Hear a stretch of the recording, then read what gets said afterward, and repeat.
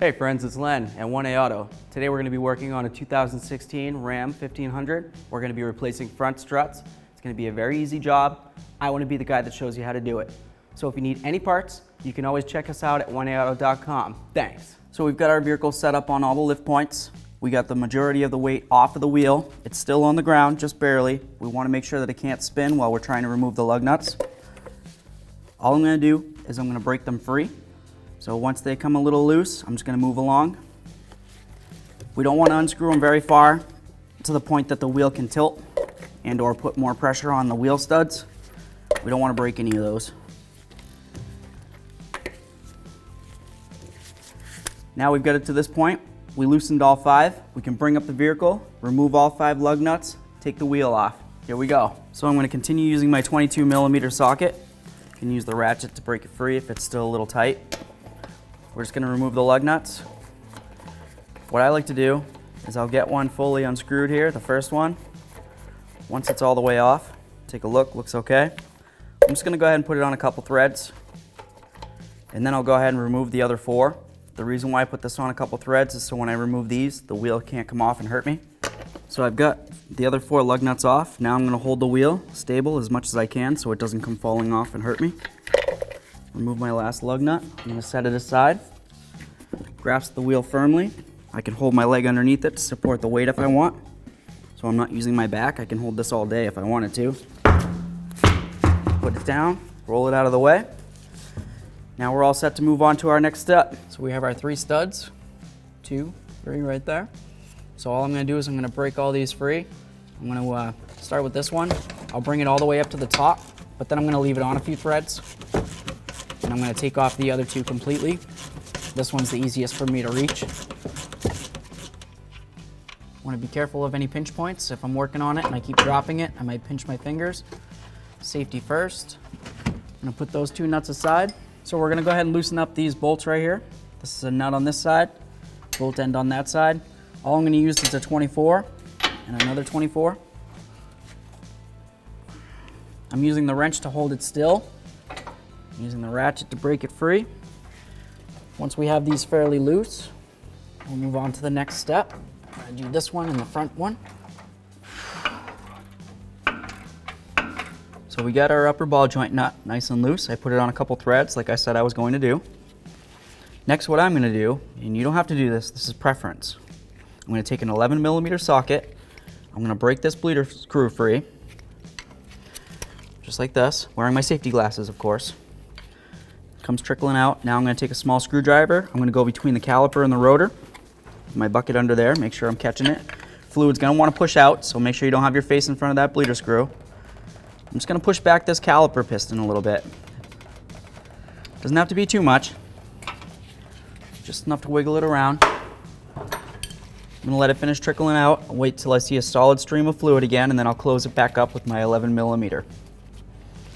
The reason why I did that is basically just so when I take off these 2 caliper bracket bolts and I want to remove this caliper bracket from the rotor and the hub assembly, it's going to be able to come off very easily and go back on nice and easily. So we can wait a little while to do this, wait for it to bleed out if you want. For me, I'm going to end up bleeding it out anyways, so I don't need to worry too much about it. But if you did end up doing it this way, you'd want to make sure that you had a solid stream of fluid coming out. And if you had the option, you'd want to either bleed it out yourself with a bleeder. You can do it on your own, or you can have somebody get in the vehicle and do a bleed the system with you.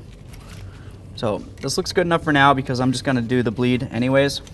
So I'm going to close it back up with my 11. I'm going to take my 21mm socket back here, and I'm going to go ahead and remove these 2 bolts. I'm going to take the caliper and I'm going to find a place to hang it, preferably off the frame and out of the way. You don't want it hanging from the hose.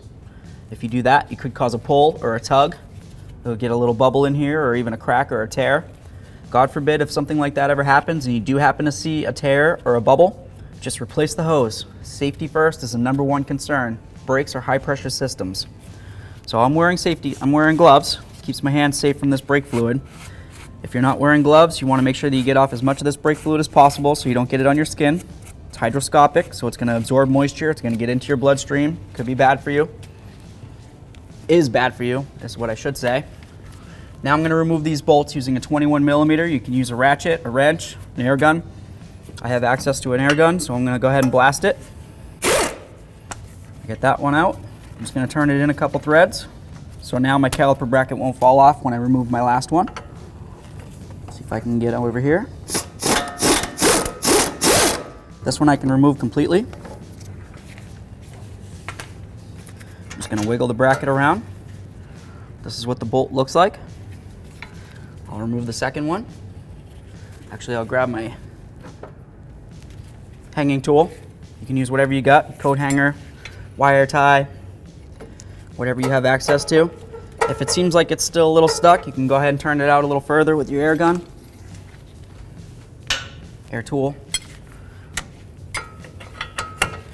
Holding the bracket. There we are.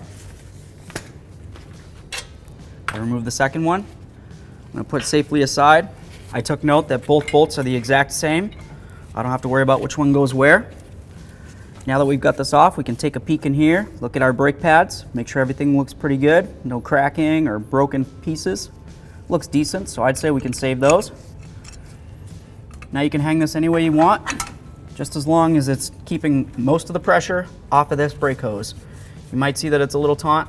It's really not too bad. This is holding up the majority of the weight. If I want to, I can go and hold it a little closer. That takes off even more of the weight. I'm going to remove this rotor, just get it out of the way so we're safe. Big fabulous hammer time. I'm going to go ahead and whack it. I got my nut on here. I know that it's not going to come free and just come slamming down and hurt anybody, myself. I'm going to hit right here, closest to where the stud is. What should happen is this is going to break free. The ball joint's going to want to lift up. You'll just notice it move around a little bit. And from there we can move on.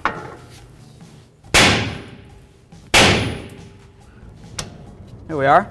We might want to hit it a couple more times, but let's be real, that's enough. We're going to remove that nut. And lift up on it. Move our knuckle out of the way. Next, what we're going to do is we're going to remove our outer tie rod end nut right here. I'm going to use an air gun with a 21 millimeter socket. I'm just going to put it on there. I'm going to try to blast away, wearing my safety glasses, safety first. That came off nice and easy, very simple. Now what we can do is we can go ahead and whack right here with our big fabulous hammer, or even if you wanted to, you can go here, but I prefer to go right on the knuckle. What I'm going to do is I'm going to try to break this outer tie rod end free from the knuckle.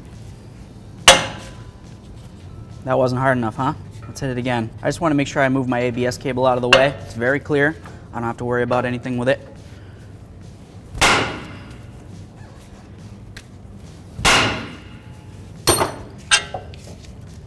Broke free nice and easy. If you wanted to and you didn't want to worry about this thing slapping around, you could take that nut that's on the floor, put your control arm back through here, and use your nut to hold it stable. Next, we're going to take off the axle nut. We're going to use our 36 millimeter socket. We're going to double check, make sure it fits on there pretty good. It's a little loose, but if I grabbed a 34, it wouldn't go on at all. So I'm going to go ahead and try this one. I'm going to be turning it to the left, and I'm going to hold this. This is the hub. I'm just going to hold the studs on it. I'm going to see if I can get this free. It's coming off. There we are. Next, what we'd want to do is we'd want to try to push this axle back through the knuckle or through the bearing. If it doesn't seem, oh, it does seem like it wants to move. If it didn't though, you could take a punch and a hammer, or if you have an air chisel, you'd want to go right in this little divot right here and try to push it through. You want to be very careful not to just use a regular hammer and whack away, because if you damage these threads right here, you're going to have to use something such as a file or a tap or replace the axle to fix it. If you didn't have a punch or anything like that and you were just like, Len, what do I do? You can go ahead and do something like this. And this is kind of the last resort, really.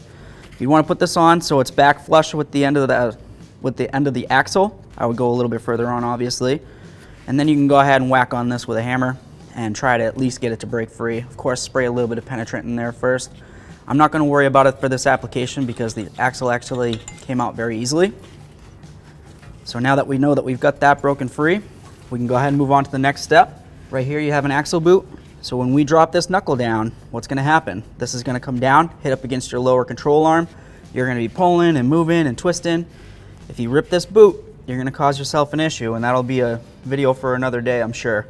But generally speaking, it would be easiest to just replace the axle at that point. So we know we've got the ABS cable broken free. That's not hanging on to anything.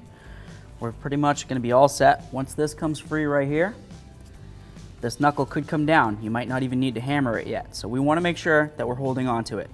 Once we get this nut off all the way, we're going to go ahead and put it on a couple more threads so we can make sure that this knuckle can't fall off.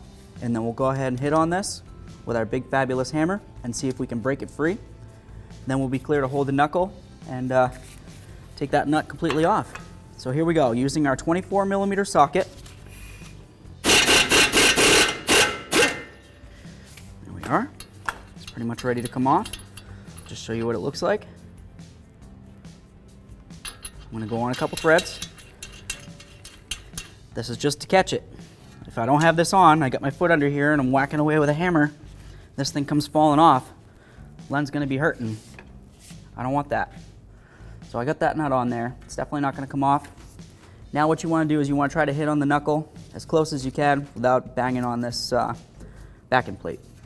So I'm going to go ahead and move this outer tie rod out of the way. Just rest it up there, wherever you want to put it. And I'm going to start hitting right here. If you wanted to, you could use something such as a pickle fork. See if you can get under there. It might be a little bit more difficult than this. But last case resort, you might have to do something like that. I'm just going to whack it.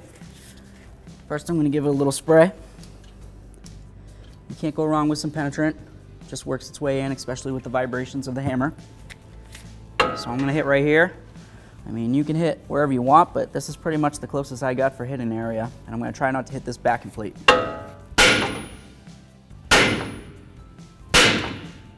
Nice. So as you can see, it broke free. We don't need to hit it anymore. If you're in your driveway doing this on the ground, you might want to, but I'm not gonna.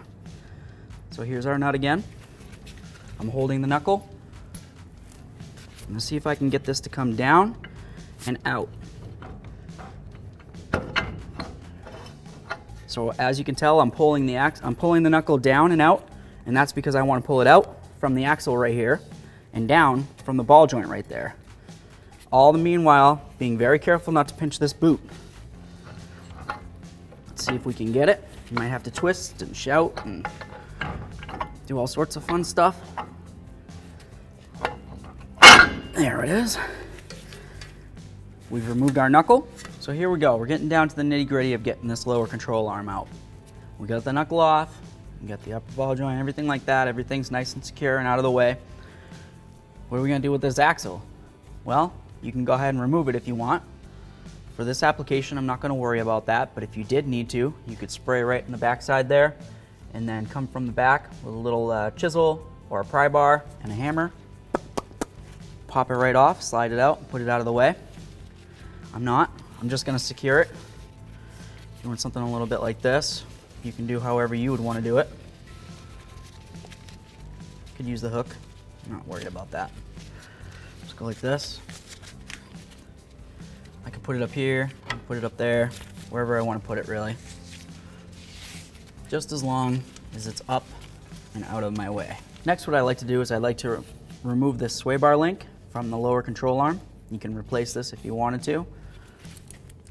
I'm just going to take some of these locking pliers. I'm going to grab up here, make it as tight as I can.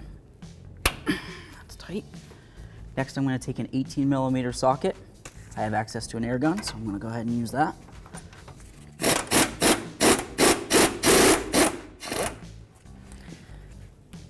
That came off nice and easy.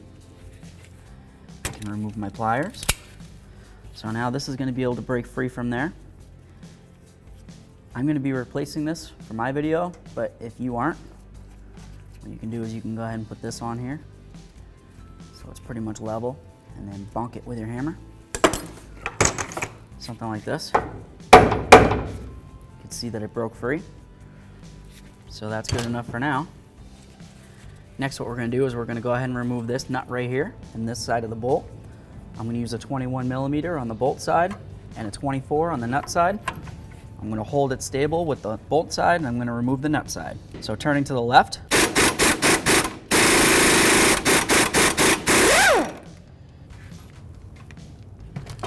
There's our nut. This bolt feels like it's going to come right out, so that's nice. If we had to, we could just use a little ratchet, just keep turning it to the left and it should work its way out. Could also go with something like this. That should be helpful. Can try to move the control arm around a little bit. I'm going to move the strut around a little bit. So we've got our bolt, we've got our nut. Still go together perfectly. We didn't mess up any threads. If we did, we want to chase those out. And we're just going to remember that the bolt came in through the back side. So here we go, hammer time. We're going to use our big fabulous hammer. We're just going to try to tap this down, essentially trying to pull the control arm down and the stud out. So I'm going to come under here. I'm going to try to hold up this axle so it doesn't come slamming down. It's starting to separate. If we want, we can use a little bit of penetrant there and give it a blast.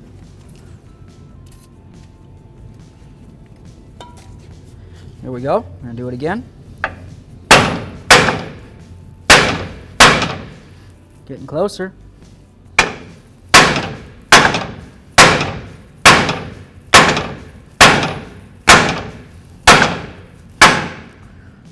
Let that down.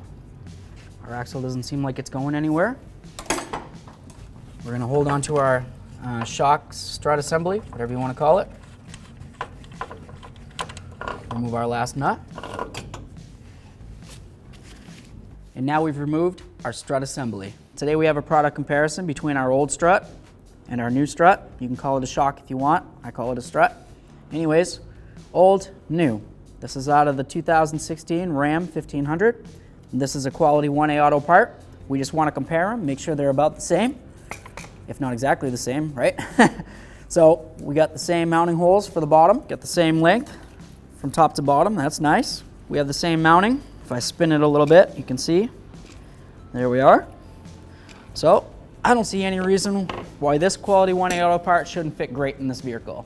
So if you need this part or any other part, you can always come to 1aauto.com.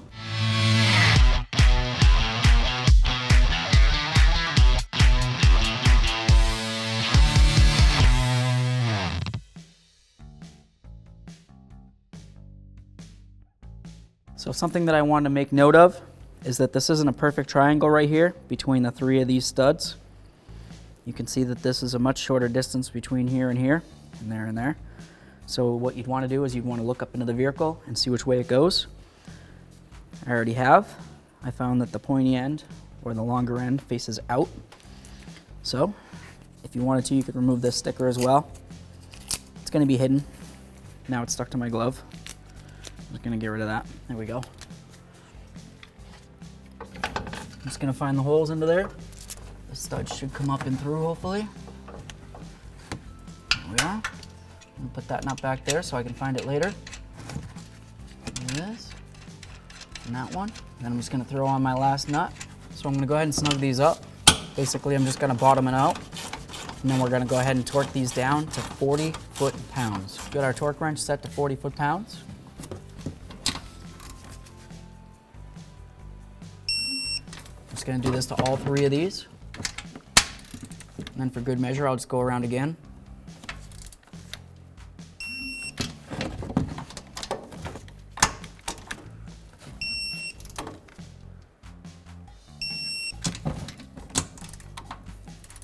Come on, there it is.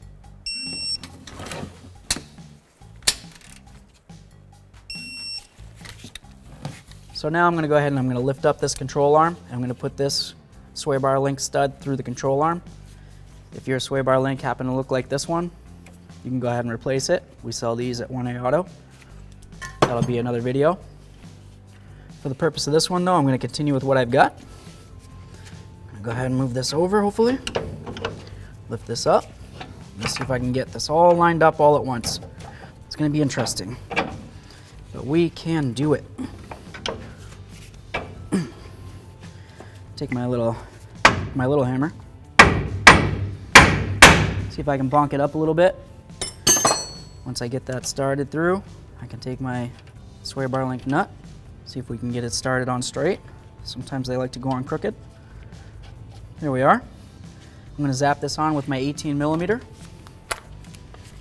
Put put it in forward, returning to the right. Okay, we remember this. We're going to grab our locking pliers. Just going to go ahead and grab onto it. I'm going to try blasting it again.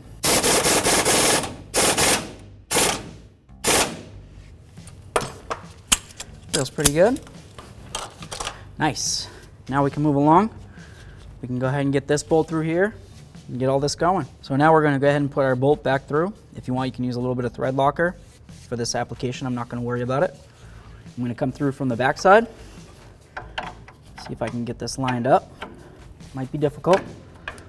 Usually is. Holy moly. That was easier than I thought. Tap it through. My 24. Put this on here. Now I can grab my 24 socket, my 21 millimeter wrench, blast these in, then I'm going to torque them down.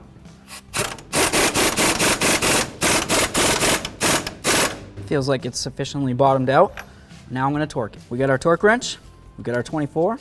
We're going to go ahead and torque this nut to 125 foot-pounds. Got my 21 millimeter wrench on the backside that I'm going to use to hold. There it is. I'm going to hit it one more time. That feels good. So now it's time to get our knuckle back on. We're going to bring it over.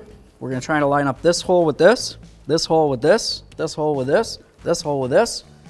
Good luck, right? Here we go. Bring it over. Let's see what we need to do here. Okay, I'm gonna hold it up with my leg. Being very careful not to poke myself. Get that one going. Now I don't have to hold as much pressure on this. Come over here. Pull down on that. Get this one started in. I'm gonna save this one because I wanna do this first. So we'll go ahead and tighten these down, bottom them out, and then we'll torque them. We've got our nut down here for the lower ball joint, 24 millimeter socket. Just gonna bottom it out. That's good for that. We're gonna do the top with our 21.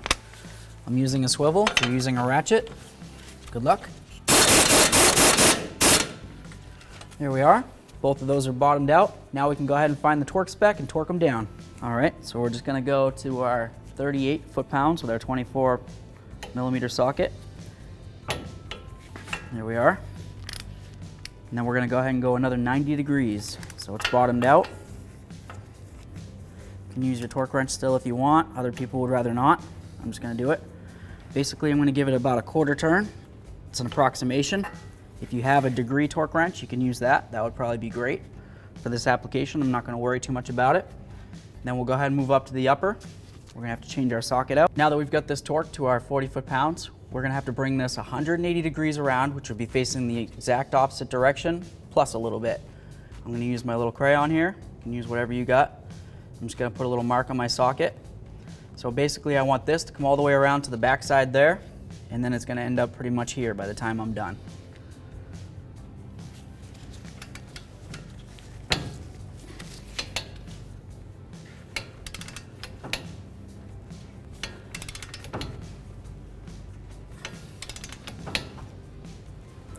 All right, I feel like I've got it just about there. I could have went a little less, might have been better, but it's not gonna hurt anybody. It's definitely not gonna fall off. Everything still moves, flows nicely. We've got our axle nut here.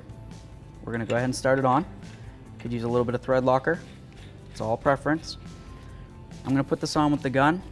With this though, you don't wanna put it on and hammer, hammer, hammer, hammer, hammer, because it's gonna crush in your bearing and you're gonna have bearing issues. Once we get it bottomed out, I'm gonna go ahead and torque it down to 185 foot-pounds. Once again, we're using our 36 millimeter socket. So I'm gonna get it down so it's bottomed out, and then we'll get it down to a lower level where I can torque it. That feels pretty good. Let's torque this puppy.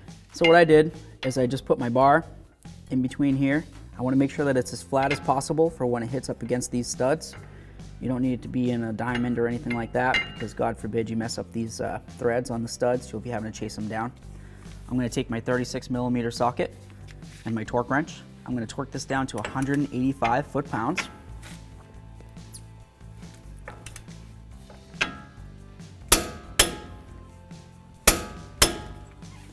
that's all torqued up. We're clear to move on to the next step. Just gonna go ahead and clean up around the hub a little bit. If you notice large chunks of anything, you wanna try to make sure you get all that off. You don't have to worry about the color of rust. It's not gonna hurt anybody. It's gonna be buried underneath your rotor.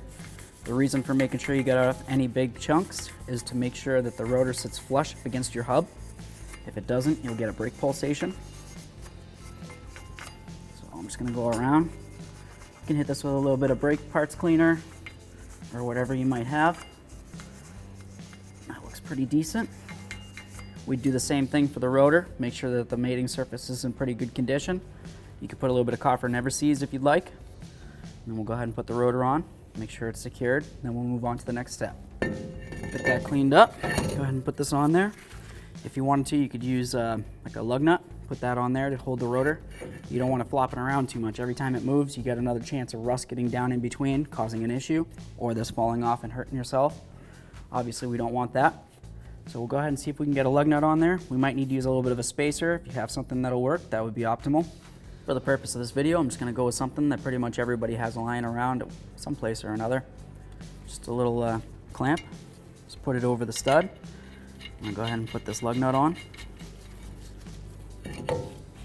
Push the rotor up against. The clamp's just working as a spacer.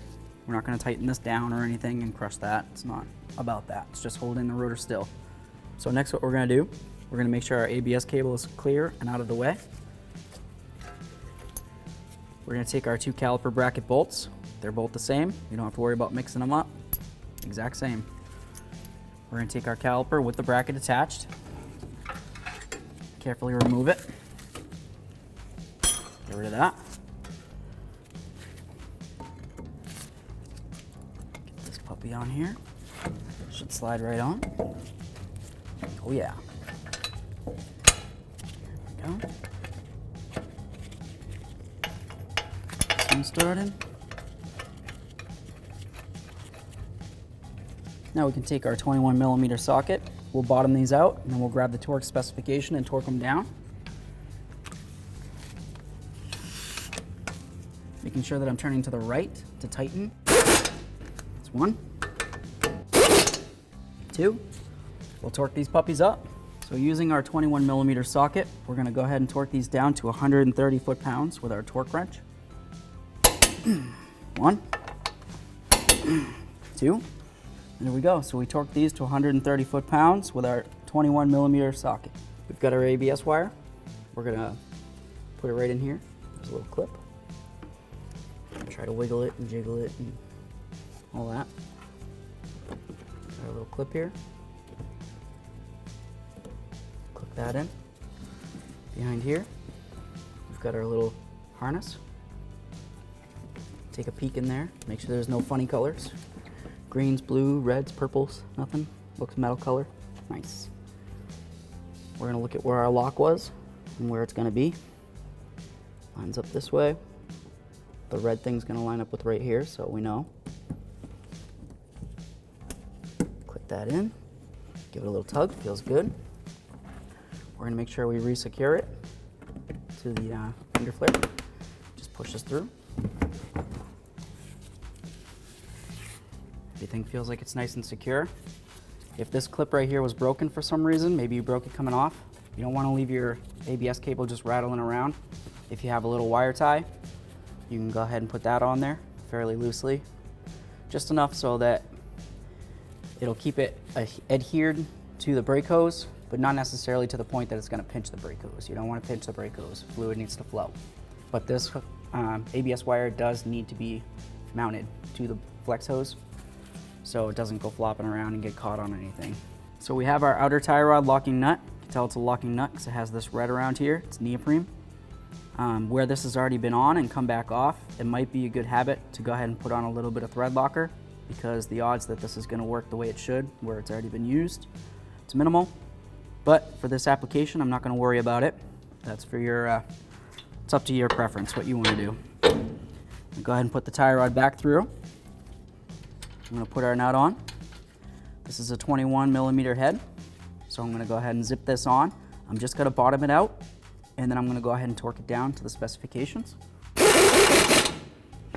If for some reason you were trying to tighten it and the stud was just spinning, you could go ahead and use a pry bar and try to push down on the tie rod in between here and here, just to give it a little bit of downward pressure and hopefully lock that stud into the knuckle. It went in fine, so I'm not going to worry about it, but that would be what I would do in that case. Torque specification for this is 22 foot-pounds. So I've got it on my torque wrench with my 21 millimeter. All right, now we're going to go plus 90 degrees. So if we went from here to here, that would be 180 degrees. We want to go half of that. So basically I'm going to bring this around to you. Here we go. We'll call that about 90. So this is all torqued up. Now we're clear to go ahead and remove this lug nut when we're ready. So we can go ahead and take this back off. Recycle this or keep it for something handy. Maybe you can use it again someday, like I like to do. So we're at the last point here. What we're gonna do is we're gonna make sure we get all our air out of here. We're gonna use our 11 millimeter socket. You'd break this free, turning to the left. Like that. See a little air bubble. We wanna wait till we see solid fluid coming out. It looks like it's pretty good. I'm wearing a glove, so I can do this. Don't do it with your bare hands, please. That looks pretty good. If you wanted to, you can give your caliper a little tap. Make sure you're wearing safety glasses in case anything spits out at you. Just keep an eye on for any little air bubbles. As soon as you don't see any air bubbles, you're clear to close it back up to the right. If you wanted to, you could do a manual bleed on this. For this purpose, I would say that it's fine. Once we get it cleaned up, we would make sure we put on this little boot. And at that point, you'd be clear to put your wheel back on and then drive her on down to a reputable service shop and get it aligned. So there we go, easy peasy. Now it's time to get the wheel up on here. I wanna make sure I emphasize on the importance of not lifting with your back. You wanna make sure that you're safe, you don't hurt yourself. So don't grab your tire like this and expect to go, and lift it up. It's big. So all I'm gonna do is I'm gonna roll it up my leg. I'm gonna use my abs. That's why I have them, right? Roll it up, lift my leg with my abs. Comes right up nice and easy. I hardly use my back at all. Save your back, you're gonna need it someday. Or every day, right? So I got one lug nut on there. Now I can let go of the wheel. I'll get my other four on. I'll just bottom them out, and then we're gonna torque them down to 130 foot-pounds. So we've got our 22 millimeter socket, our torque wrench set to 130 foot-pounds. We're gonna go ahead and we're gonna start with one, and we're gonna make a star pattern. And if we want to, we can go around again, just to double check.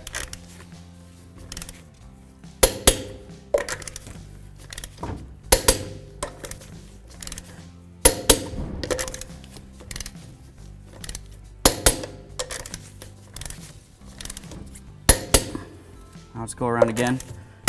Now that I know they're all torqued down, you can go in a circle if you want, or continue your star pattern. Here we go. Now we've got it all torqued up to 130 foot-pounds, and we've completed our job. Great job, everybody. Thanks for watching. Visit 1AAuto.com for quality auto parts shipped to your door, the place for DIY auto repair. And if you enjoyed this video, please click the subscribe button.